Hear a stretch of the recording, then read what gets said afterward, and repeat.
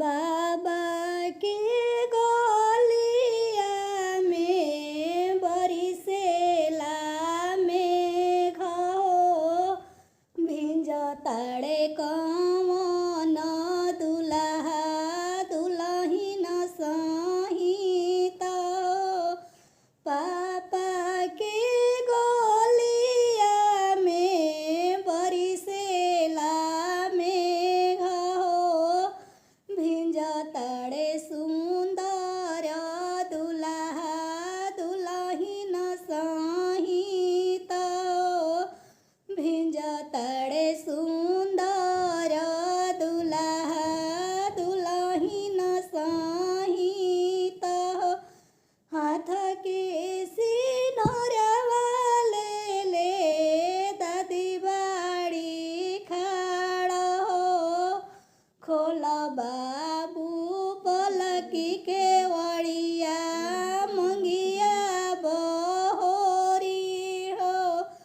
हाथ के सिनोरवा ले मम्मी बाड़ी खाड़ा हो, खोल बाबू मरसल के वड़िया मंगिया बहोरी हो।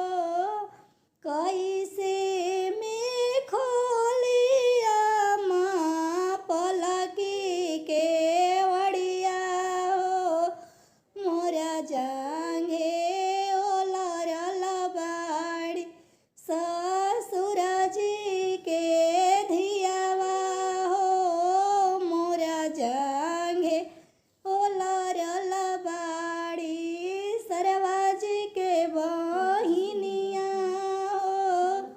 चाचा के गलिया में बरिसेला मेघ हो, भिंजताड़े कवन दुल्हा दुल्हिन सहित हो।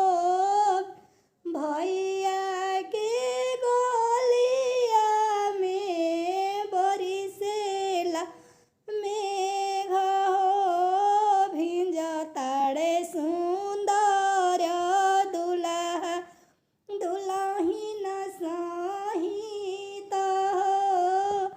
हाथ के सिनोरवा ले चाची बाड़ी खाड़ा हो, खोल बाबू मरसल के वड़िया मंगी